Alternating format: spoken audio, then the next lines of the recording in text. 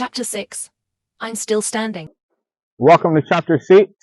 And in this chapter, we are going to discuss the trauma aspect of everything, like my childhood traumas and hell, the traumas that I had to get past and move past. And I'm going to call this chapter the I'm Still Standing chapter because I'm resilient. And, that's one of the things that me and my therapist, we always talked about, like, oh, I can't believe you went through that. You are a super resilient person because anybody else put in your situation would have been gave up.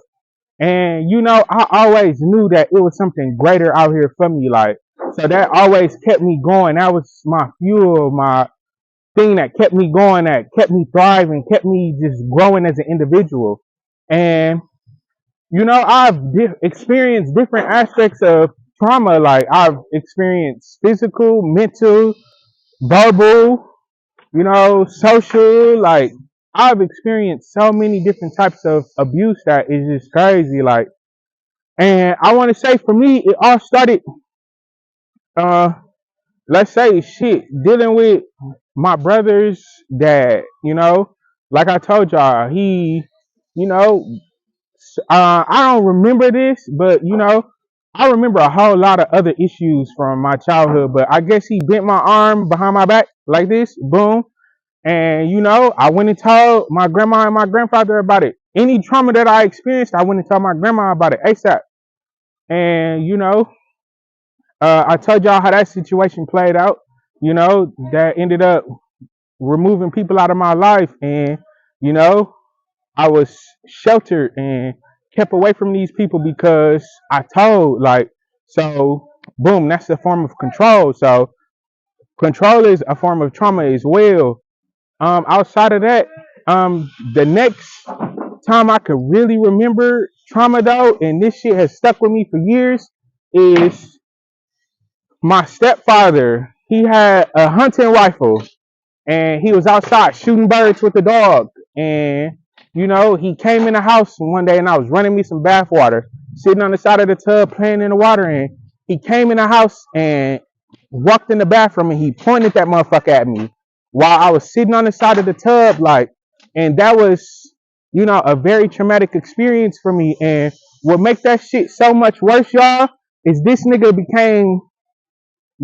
person soon became my mother's husband. So, boom, how is that for trauma for y'all? And, I told my grandmother about that situation. And my grandmother went and told one of my uncles about it. And, my uncle and his friends, because they gonna stand on business about me because I'm like they nephew's son, you know what I'm saying? So they not gonna play about me at all, not even to this day. Like, but that was my first, you know, form of trauma that I've held on to, that I can say. You know what I'm saying? My next form of trauma was, me speaking on that situation, me telling my grandma and them about that, and then my uncles and them doing something about it. My mother, she kept me away from the family after that. She kept me and my brother away from the family after that because, you know, I had spoke up about a traumatic experience within my life. And, you know, from there, um, her husband, he wasn't her husband at the time, they was still boyfriend and girlfriend, but at the time, he was trying to convince her to send me and my brother to military school to get us out of the house. I don't know what it is about these stepfathers coming in and trying to send off kid control, trying to control the household. Like, that's what it is. He needed to heal that. But again, I don't want to give him no clout in my book. So, boom, from there, you know what I'm saying? I was removed. We was sheltered, kept away from him, secluded from the family, like, so we could be controlled. And from that moment, it started as my mother started drilling into our heads that whatever goes on in this household should never leave this household. It stays in here. Like, whatever happened between us, it stays between us. So, that was very traumatic for me too, because that's just like, oh, okay. And from there, the next point and my trauma experience was with my stepfather as well. I don't know what he was out here doing in the streets. Again, like, none of my business, but The police came and kicked our door in, and at this time, I'm like 7, 8 years old. Like, so I don't know what's going on. Like, I just know that the police done ran up in my house and, they got all of us guns drawn, everything. Like, boom. Even when he put the gun on me, like, I was about 7, 8 years old. I was elementary school. I know that for sure. Like third or fourth grade, whatever age you be in those. But keep it rolling.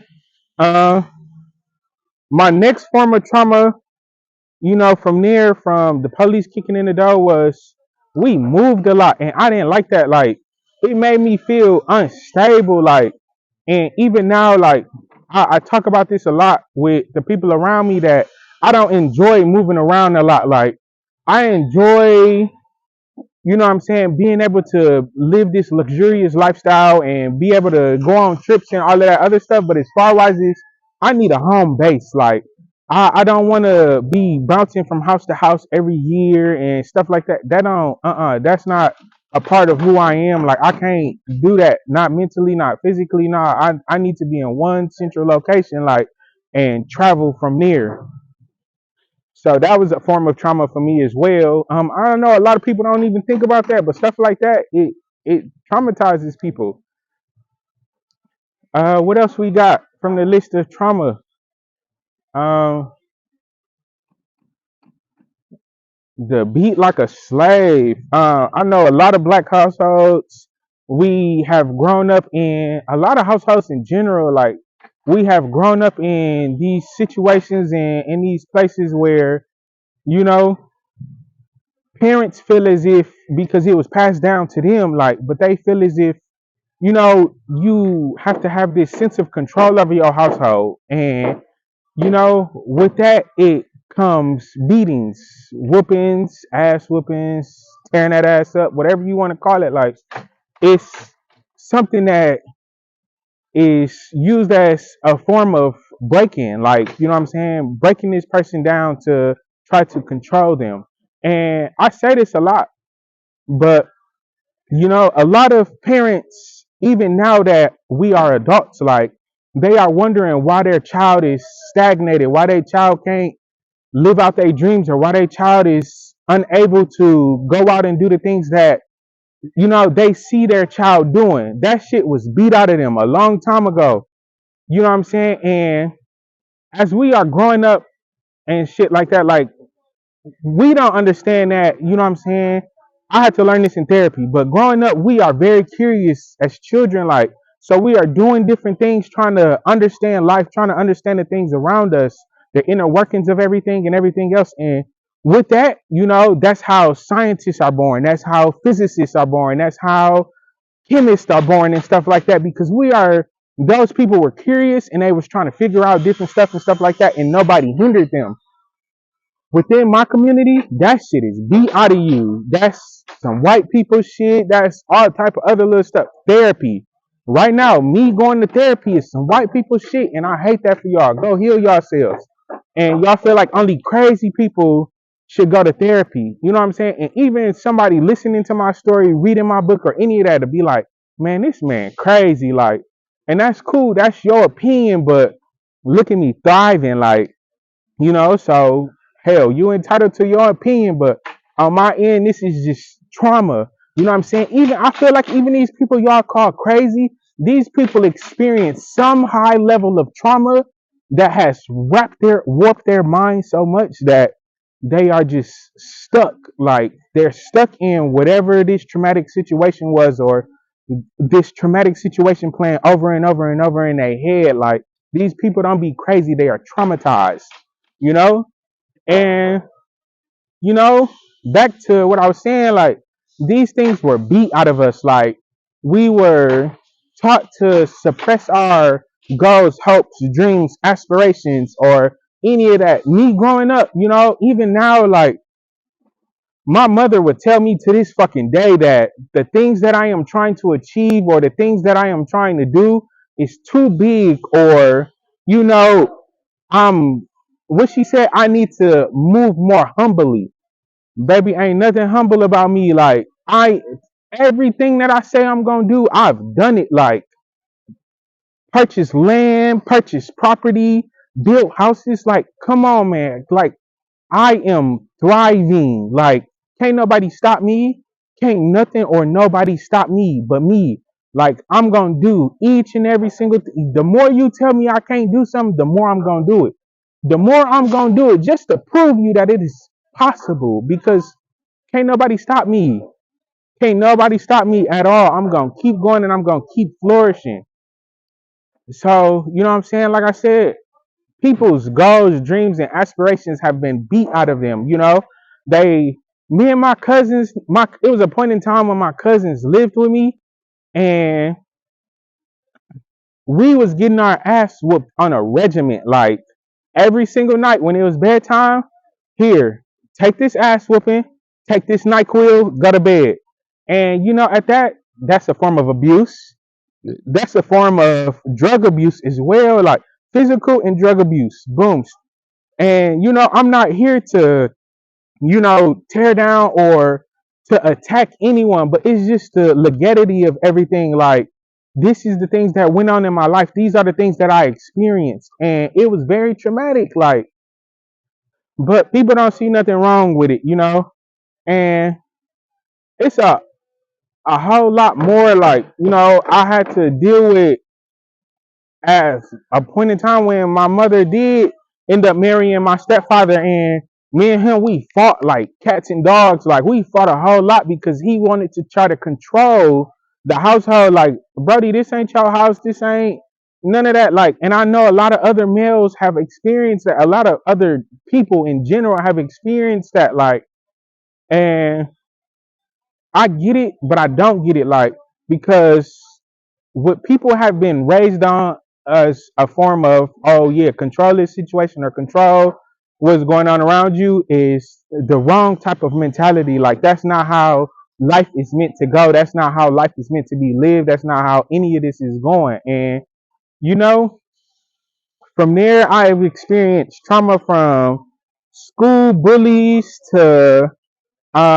we stayed out in this horrible part of Milwaukee, Wisconsin. We stayed out in the hundreds, that they called it. And I was in middle school around this time, and I used to walk to the bus stop, and the Dub Zero Jordans had just came out. And at this time, I'm in middle school, and it was grown ass men, like I'm talking about 20s, mid 20s, 30s, like trying to assault me, a fucking middle schooler, for some shoes. Like, that's how rough my childhood was. Like, and you know, it only got worse from there. Like, growing up in the streets, and you know what I'm saying? Like I said, I've had stuff taken from me to the point where I started walking around with a firearm, like at a very young age, like freshman year of high school. Like, when we moved from the hundreds and we moved to Burla, shout out to my neighborhood, but we moved to Burla in Milwaukee, Wisconsin, and this was the place where what they call it, jumping off the porch. This where I jumped off the porch at, like, because in that type of neighborhood, like, you either had to be prepared or you was finna get prepared, because they did not play none of them games around there. Like, you had to be ready to defend yourself. You had to be ready to stand up for yourself. You had to be ready to just deal with what we call the hood. Like, you had to be prepared for that. Like, it was not for the weak. You had to be a very strong individual to be able to survive in them streets. Like, and you know, I had to learn very quickly that, you know, again, I shape with my environment. So I caught on very quickly that you was either finna get down or you was finna lay down. And you know, I started carrying a firearm. Like, I'm 14, 15 at this point. Always got a gun on me, like, and that's very traumatic to even have to experience a lifestyle like that. Like, I even have to move like that. But you know, hell, I've around that time, even living on Burla and stuff, like, we had this spot that me and my brother used to love going to. It's called Chicago Stubbs. And we went there one night, and this was the night that really made me go out and get a gun. But no, because I already had it before then. But this was one of my wild times. But me and my brother, we went to Chicago Subs that night, and you know, um, we had like my grandma gave us some money to go get us some Philly cheesesteaks. We love Philly cheese. I'm a Philly cheesesteak diehard fan. Like I mess with them. But we went and got our food, and boom, my little brother was talking too much about how much money we had on us. And we walking back to the house. Um, Chicago Subs was like between 27th and 28th in Burla, and we stayed right on the corner of 26th. So it's literally like a straight little shot, boom. And we always go through, like we stayed on the corner, but it's an alley, and we go through the alley and go into the back door of our house. We cut through the alley, and somebody must have cut in between. It's like some buildings on the 27th Street. It's super busy for those of y'all who don't know. Boom. But somebody cut through the buildings, and they stopped me and my brother in the alley. And it was a grown ass man, like tweaking. You know, he was on some drugs or something. And, you know, at this time, like me and my brother, we didn't know if he had a gun or nothing, but he had on, it's winter time. So he had on a coat, and he had his hand in his pocket, and he like, hey, little niggas, give me all the money that y'all got. Woo, woo, woo. So I'm like, man, we ain't even got no money. No, no, no. And he like, no, y'all got some money. Give it up, or I'm finna pop one of you little niggas. So we give him the money. And, you know, me and my little brother already know that I had a gun in the house. So, you know, he already knew what my mentality was. So, yeah, I'm finna give you this money. And before you can even dash from up over here, I'm finna be on your heels.